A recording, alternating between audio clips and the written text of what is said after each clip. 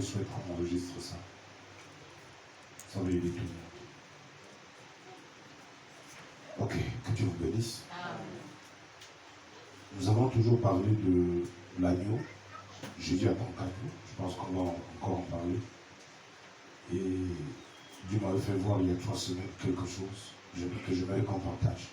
Alors, levez-vous. Genèse 21.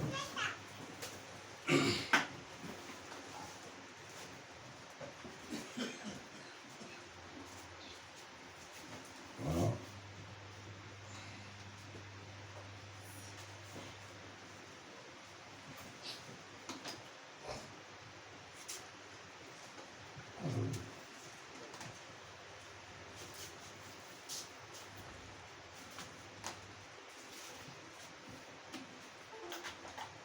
C'est bon? Ok. Allons-y. Genèse 21, à partir du verset 1. L'Éternel se souvint de ce qu'il avait dit à Sarah. Et l'Éternel accomplit pour Sarah ce qu'il avait promis. Sarah devint enceinte. Et elle enfanta un fils à Abraham dans sa vieillesse, au temps fixé dont Dieu lui avait parlé. Abraham donna le nom d'Isaac au fils qui lui était né, que Sarah lui avait enfanté. Abraham circoncit son fils Isaac âgé de 8 jours, comme Dieu le lui avait ordonné. Abraham était âgé de 100 ans, à la naissance d'Isaac, son fils. Et Sarah dit, Dieu m'a fait un sujet de rire. Quiconque l'apprendra rira de moi. Elle ajouta, qui aurait dit à Abraham, Sarah allait périr des enfants. Cependant, je lui ai enfanté un fils dans sa vieillesse. L'enfant grandit et fut sévré, et Abraham fit un grand festin. Attendez, excusez-moi. Et le jour où Isaac fut sévré, elle fut un grand festin. Sarah vit rire le fils qu'Agar, l'Égyptienne, avait enfanté à Abraham. Elle dit à Abraham, chasse cette servante et son fils, car le fils de cette servante n'héritera pas avec mon fils, avec Isaac. Verset 11, Genèse 21, cette parole de plus fort aux yeux d'Abraham, à cause de son fils. Mais Dieu dit à Abraham que cela ne déplaise pas à tes yeux, à cause de l'enfant et de ta servante. Accorde à Sarah tout ce qu'elle te demandera, car c'est d'Isaac que sortira une postérité qui te sera propre.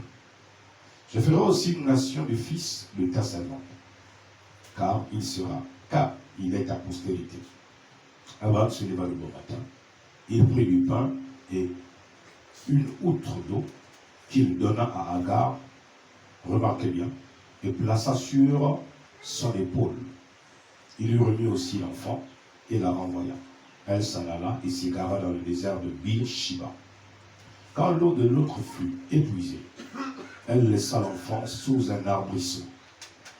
Et elle alla s'asseoir vis-à-vis à une portée d'arc, car elle disait que je ne voie pas mourir mon enfant.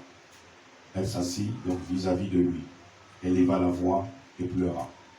Dieu entendit la voix de l'enfant, et l'ange de Dieu appela du ciel Agar et lui dit, qu'as-tu, Agar? Ne crains point, car Dieu a entendu la voix de l'enfant dans le lieu où il est. Lève-toi, prends l'enfant, saisis-le de ta main, car je ferai de lui une grande nation. Et Dieu lui ouvrit les yeux. Elle vit un puits d'eau, et elle alla remplir d'eau l'outre. Elle donna à boire à l'enfant. Nous sommes dans le désert. Dieu va créer un puits d'eau. Donc ce qui n'existe pas au désert, Dieu va le faire. Dieu fut avec l'enfant qui grandit, habita dans le désert. Suivez bien la lecture.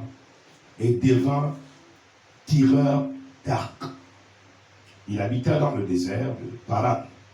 Et sa mère lui prit une femme du pays d'Égypte. Naturellement, puisqu'il était égyptien. En ce temps-là, Abimelech, accompagné de Picol, chef de son armée, parla ainsi à Abraham, Dieu est avec toi dans tout ce que tu fais.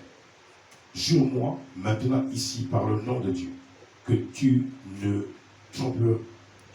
tromperas ni moi, ni mes enfants, ni mes petits-enfants, et que tu auras pour moi et pour le pays où tu es, où tu séjournes, la même bienveillance que j'ai eue pour toi. Abraham dit, je le jurerai. Abraham fit des reproches à Abimelech au sujet des puits d'eau, dont s'étaient emparés de force les serviteurs d'Abimelech. Abimelech répondit, j'ignore qui a fait cette chose-là, et tu ne m'as point informé, et moi, je ne l'apprends qu'aujourd'hui. Abraham prit des brebis et des bœufs qu'il donna à Abimelech, et ils firent tous deux alliances.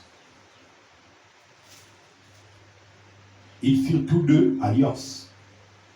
Abraham mit à part 7 jeunes brebis. Abimelech dit à Abraham, qu'est-ce que ces jeunes brebis que tu as mis à part? Il répondit, tu accepteras de ma main ces 7 brebis afin que cela me serve le témoignage que je creusais ce puits. C'est pourquoi on appelle ce lieu Beersheba, car c'est là qu'ils jurèrent l'un et l'autre, et ils firent donc alliance à Beersheba. Après quoi, Abimelech se leva avec Picol, chef de son armée. Ils retournèrent au pays des Philistins. Abraham planta des tamaris à Beersheba, et il invoqua le nom de l'Éternel, Dieu de l'éternité. Abraham séjourna longtemps dans le pays des Philistins. Bien-aimé Seigneur Jésus, je viens de lire une partie et la seconde. Tes enfants vont s'asseoir et moi je vais rester debout pendant 1 heure jusqu'à ce que nous puissions prendre ce repas, Seigneur, tel que tu l'as institué, le 7-7. J'aimerais ainsi te recommander le corps qui va parler de toi en termes de sacrifice, au nom suprême de notre Seigneur et Sauveur Jésus, dont il sert les pensées et révèle les secrets des cœurs. Amen. Asseyez-vous. Après ces choses, Dieu mit Abraham à l'épreuve et lui dit, Abraham, il répondit, me voici. Dieu dit, prends ton fils, ton unique, celui que tu aimes, Isaac, va-t'en au pays de Morija, et là, offre-le-moi en holocauste sur l'une des montagnes que je te dirai. Abraham se leva le beau matin, sella son âne, il prit avec lui 2 serviteurs et son fils Isaac. Pendant que nous avançons, à cause du temps qui est court, Abraham s'en va sur une montagne pour aller offrir son fils en sacrifice. Sauf que lorsqu'on construisait un sacrifice, il fallait du bois. Il fallait du bois cloisé et on plaçait le sacrifice sur le bois et on mettait le feu et le sacrifice se consumait et c'était un sacrifice de bonne odeur. Abraham quitte Sarah, il ne dit rien à Sarah. Parce qu'il y a des choses que les hommes ne disent pas aux femmes. Pas parce qu'ils n'aiment pas les femmes, pas parce qu'ils n'aiment pas leurs femmes, mais parce qu'il y a certaines choses qui doivent rester secrètes jusqu'au temps de l'accomplissement. Donc, Abraham quitte ici, il va sceller ce qu'on appelle l'âne. Nous avons toujours eu une controverse, c'est-à-dire une parole ou une sagesse qui a manqué de maturité dans la Bible, dans l'histoire d'Ismaël. La Bible dit que l'Éternel fut avec l'enfant pendant tout ce temps qu'il était dans le désert. Et ce n'est pas tout. La Bible dit que lorsque l'enfant fut né d'Abraham, c'est Dieu qui va dire, il sera comme un âne sauvage.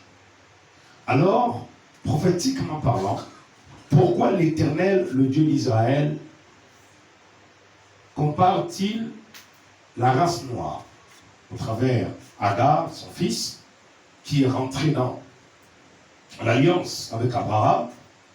Pourquoi Dieu va-t-il le comparer à un âne sauvage.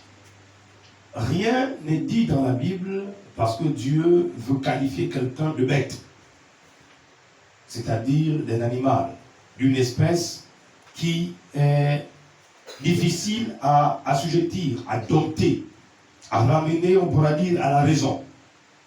Parce que l'âne sauvage, c'est un âne, selon que Dieu le dit dans le livre de Job. Nous allons prendre qu'est-ce qu'un âne sauvage et nous allons venir sur Jésus. Pourquoi Jésus est-il monté sur un âne si c'était que l'âne avait une mauvaise qualité? Pourquoi le roi d'Israël, le sacrifice parfait, et quand Isaac va monter, je m'assure qu'Abraham marche, Isaac est sur l'âne avec le bois. Et quand ils vont arriver, Isaac va dire à son père, mais voici le bois, voici l'agneau. Non, voici le bois, voici le feu. Où est l'agneau pour le sacrifice? Est-ce que Père Abraham, tu n'as pas oublié de prendre le sacrifice? Parce que l'Éternel, tu m'as dit, l'Éternel t'a dit que nous allons offrir un sacrifice. Alors, est-ce que Père, tu ne t'es pas embrouillé quelque part? Et avant que nous soyons loin, est-ce qu'il n'est pas mieux d'aller prendre le sacrifice en question? Alors, nous allons laisser la Bible parler d'elle-même, parce que humainement, nous avons des interprétations, et j'aime bien écouter les interprétations des gens, mais comme disait William Branham, la meilleure interprétation, c'est quand Dieu l'accomplit. Quand c'est accompli, on n'a pas besoin que quelqu'un vienne signifier la chose. Job 6, verset 5. Il est écrit, l'âne sauvage crie-t-il auprès de l'herbe tendre, le bœuf mugit-il auprès de son fourrage? L'âne sauvage crie-t-il au milieu de l'herbe tendre? Et après le bœuf, on en parle. Bien, ce n'est pas tout comme écriture.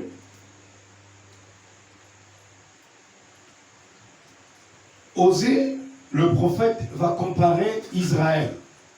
Non, Dieu, par le prophète Osée, pour vous montrer les deux côtés, va comparer la rébellion d'Israël ou la révolte d'Israël de ne pas écouter Dieu, d'errer dans le désert de la religion comme des ânes sauvages. Il va leur dire dans Osée chapitre 8, verset 9, car ils sont allés en Assyrie comme un âne sauvage qui se tient à l'écart. Éphraïm a fait des présents pour avoir des amis. Si vous lisez toute la prophétie, vous verrez que Dieu, par le prophète Osée, est en train de reprendre Israël qui s'est détourné de Dieu, qui se tient à l'écart, au lieu d'aller adorer l'Éternel, au lieu de servir l'Éternel, ils vont commencer à servir d'autres dieux. Et ils vont se confier à l'amitié de certains rois sur lesquels ils s'appuyaient. C'est pourquoi, dans Genèse 16, il est écrit, Sarai, femme d'Abraham, ne lui avait point donné d'enfant. Elle avait une servante égyptienne nommée Agar, et Sarai dit à Abraham, voici l'Éternel m'a rendu stérile. Viens, je te prie, vers ma servante, peut-être aurai-je par elle des enfants. Abraham écouta la voix de Sarai. Alors Sarai, femme d'Abraham, prit Agar, l'Égyptienne, donc la race noire, sa servante, et la donna pour femme à Abraham, son mari. Après qu'Abraham eut habité 10 années dans le pays de Canaan, il alla vers Agar. Elle devint enceinte. Et quand elle s'est vue enceinte, elle regarda sa maîtresse avec mépris. Et Sarah dit à Abraham, l'outrage qui m'est fait retombe sur moi. Écoutez bien la déclaration, suivez bien la déclaration, mais qui tient le mystère de l'introduction de la race noire dans l'histoire d'Abraham. Écoutez bien la déclaration. Et Dieu était présent. Dieu a laissé, comme j'enseignais cela, je disais, Dieu aurait pu apparaître à Saraï et dire à Saraï, c'est quoi ton incrédulité? Je vous ai promis un enfant, soyez patient, soyez patiente, je vous donnerai l'enfant que je vous ai promis. Pourquoi est-ce que tu veux entêter ton mari à me désobéir, à être incrédule à ce que j'ai déclaré? Est-ce qu'il n'est pas mieux pour toi, Saraï, de rester tranquille? Amen. Amen. Pour vous prouver que Dieu parle femme, lorsque la mère de, comment il s'appelle, de Samson, n'avait pas d'enfant, qui a parlé à la mère de Samson? Qui est apparu à la mère de Samson? Un ange. Ok, d'accord. Cet ange ne pouvait-il pas apparaître aussi à Saraï? N'est-ce pas? Mais pourquoi Dieu n'a-t-il pas parlé à Saraï, femme d'Abraham, et lui dire, ne commets pas cette bêtise, parce que pour certains, c'est une bêtise.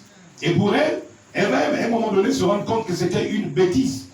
Comment se fait-il que moi, Saraï, je te donne ma servante pour femme, mais comme elle est tombée enceinte, et comme toute femme enceinte, on commence un peu à avoir de l'orgueil, on commence à hausser un peu les épaules, mais ce n'est pas possible. Je ne crois pas que Agar, je t'ai, moi, Saraï, mise là auprès de mon mari pour que tu sois orgueilleuse. Donc quand la sœur Saraï s'en va vers Abraham, Saraï dit à Abraham, l'outrage qui m'est fait retombe sur moi. J'ai mis ma servante dans ton sein. S'il vous plaît, il faut faire très attention avec les mots. C'est Saraï qui n'a pas d'enfant. Pour elle, Dieu retarde trop, il y a eu trop de temps, mais pourquoi les autres ont des enfants? Et pourquoi on a fait des examens jusqu'à la levée des hélices, il n'y a aucun problème? Mais c'est quoi le problème de Dieu? Mais Seigneur, tu dois faire quelque chose. Et si tu n'en fais rien, moi je te dis un plan B.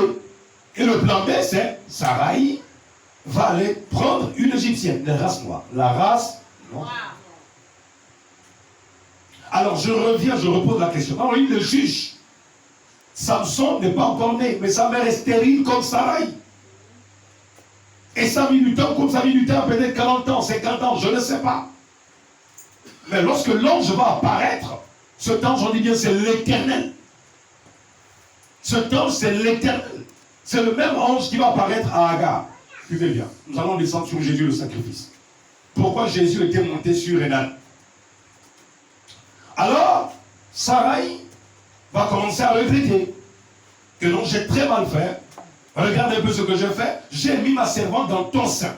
Quand vous entendez le terme sein, spirituellement parlant, prophétiquement parlant, ça veut dire que j'ai mis ma servante dans le dessein de Dieu. J'ai inclus la race noire dans le plan et le dessein de Dieu. J'ai mis ma servante dans ton sein. Le sein, ce n'est pas le sein qu'on porte. Quand vous entendez le sein, c'est la pensée. Ou comme nous parlions, c'est la matrice spirituelle de la décision, de la volonté de Dieu. Donc elle se rend compte que, waouh, mais c'est terminé, j'ai mal fait. Je ne peux plus réparer ça. Parce que maintenant, Agar me sera une femme orgueilleuse, une rivale. Et je ne peux pas supporter ça. J'aurais dû rester tranquille. C'est de là où je vais encourager ceux qui n'ont pas d'enfants. Il faut rester tranquille. Amen. Ça ne vaut la peine de vous presser à aller chercher un médicament, un ceci, un conseil. Je connais des personnes, même des pasteurs dans le message, disons dans les églises du message, qui sont allés chercher des enfants chez des gagas.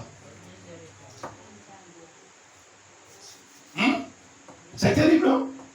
Et pourtant c'est vrai. Ils sont allés chez des femmes qui préparent des lotions ou des potions pour faire enfanter. Amen. Amen. Soyez patients. Soyez patients parce que il y a des erreurs qu'on commet qui sont irréversibles. Et cette erreur de Saraï, c'était une erreur, mais comme nous disions, c'était mal nécessaire. Parce que Dieu était inclus. C'est pourquoi je dis, si ce n'était pas bon, ils doivent constater que ce n'était pas bon. Parce que faire entrer la race noire dans le dessein d'Abraham, personne ne peut le faire sortir. Je dis, personne ne pourra faire sortir la race noire du dessein de Dieu dans la vie d'Abraham. Quand c'est inclus, c'est inclus. Et le plus, c'est quand c'est la femme qui fait rentrer ce mystère. C'est pourquoi j'encourage à ceux qui n'ont pas d'enfants, soyez patients. Dieu donne des enfants. Amen. Il se peut que cette année ne s'achève point que tu aies des enfants. Alors, il faut rester tranquille. Amen. Bien. Sarah dit à Abraham, l'outrage qui me fait retombe sur moi. J'ai mis ma servante dans ton sein. Et quand elle a vu qu'elle était enceinte, elle m'a regardé avec mépris. Que l'Éternel soit juge entre moi et toi. Donc elle sort encore une autre déclaration. Elle sort une déclaration de juge. Que l'Éternel soit juge entre moi et toi. C'est-à-dire, à cause de la race noire, le juge suprême descend, il se met au milieu des Juifs. C'est encore un peu difficile, mais nous allons évoluer. Parce que le jugement de Dieu est venu à la croix. Et quand le jugement de Dieu vient à la croix, mais qui porte la croix jusqu'au calvaire. C'est qui? Oui, Jésus porte la croix, mais qui amène ça jusqu'à Golgotha. Qui amène ça jusqu'à la montagne pourvue. Parce que nous allons voir que la montagne Golgotha, c'était le symbole de Genèse 21. C'est Simon. Il appartenait à quelle race? Noir. La race noire. Donc, le jugement de Dieu tombe sur le monde. Et c'est la race noire qui porte le poids du sacrifice jusqu'à la croix du calvaire. D'accord? Elle va dire, j'ai mis ma servante dans ton sein, et ce n'est pas tout. J'ai mis ma servante dans ton sein, ce n'est pas tout. Que l'Éternel soit juge entre moi et toi. Bien. Attendez. Suivez. Nous évoluons très doucement. Mais soyons sûrs qu'on va comprendre quelque chose. Abraham répondit à ça, voici ta servante est en ton pouvoir.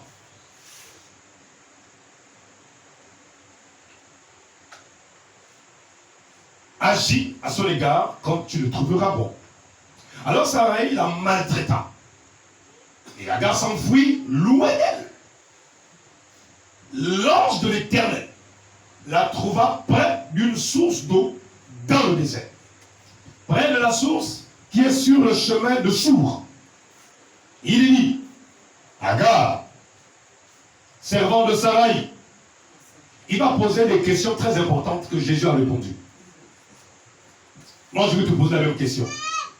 Ce sont des questions que l'ange pose. L'ange, cet ange, c'est l'Éternel, hein, soyez-en rassurés, je vais vous le montrer. Il va poser à l'Afrique, à la race noire, des questions très importantes. Très importantes. La première, d'où viens-tu? Et moi, j'aimerais te poser la question, mon frère, ma soeur. D'où viens-tu? Hormis tes problèmes et tout ce qu'on désire, qu'on veut et qui n'arrive pas au temps opportun, d'où venons-nous? Parce qu'après, nous repartirons sur Job. Parce que Dieu, quand Job va passer des moments difficiles, qu'il aurait du mal à s'en sortir, Dieu, pour essayer d'initier son enfant au bonheur qui arrive, il va dire quoi, Job? Où étais-tu? En d'autres termes, d'où viens-tu? Qui es-tu? À quelle race appartiens-tu? D'où viens-tu? La seconde des questions, où vas-tu? Bon, soyons honnêtes. Est-ce que Dieu ne sait pas d'où viennent les gens? Amen. Et est-ce qu'il ne sait pas là où elle partait? On a dit quoi? Il est omniprésent, n'est-ce pas? Amen. Omnipotent et quoi? Omniscient. Il sait tout.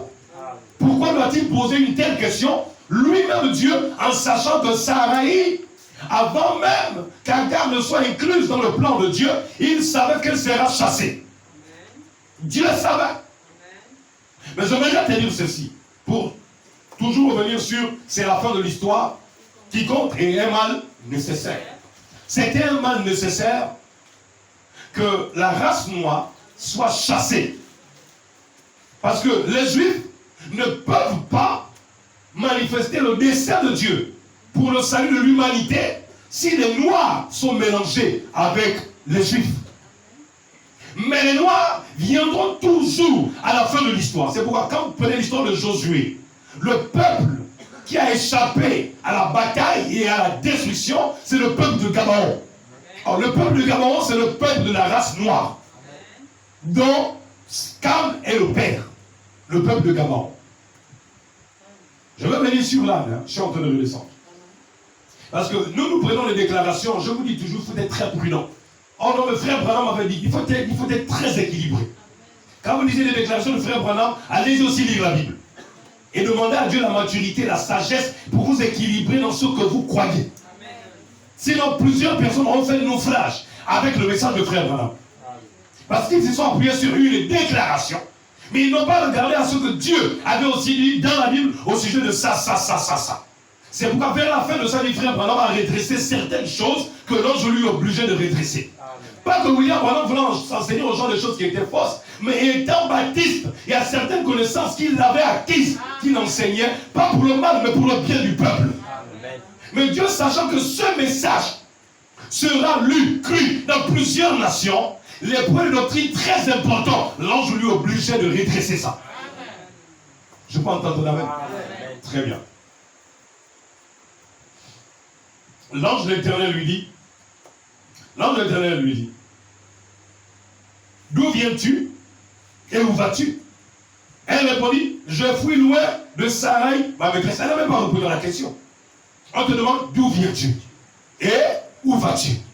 Elle engage directement, la discussion en disant, je fuis loin de ma maîtresse. L'ange de l'Éternel lui dit, retourne vers ta maîtresse et humilie-toi sous sa main. Je reviens sur les deux questions. D'où viens-tu et où vas-tu? Jésus-Christ a dit, je viens de l'éternité. Je viens de Dieu. Il va encore répondre, je retourne. Non, il y a une question qu'on pose à Agar. Qu'un être appelé Jésus va répondre, va donner comme réponse à l'humanité tout entière. Pour dire à quiconque sera sur la terre, peu importe ton problème, peu importe le désert par lequel tu traverses sur la terre, peu importe la faim, peu importe la difficulté par laquelle tu passes, sache-le. La première des choses qui t'élèvera plus haut et qui te permettra de ne jamais succomber à la tentation, c'est de savoir qui tu es. Amen. D'où viens-tu et où vas-tu? C'est pourquoi Jésus-Christ le répétait sans cesse. On les prenait un peu pour bizarre.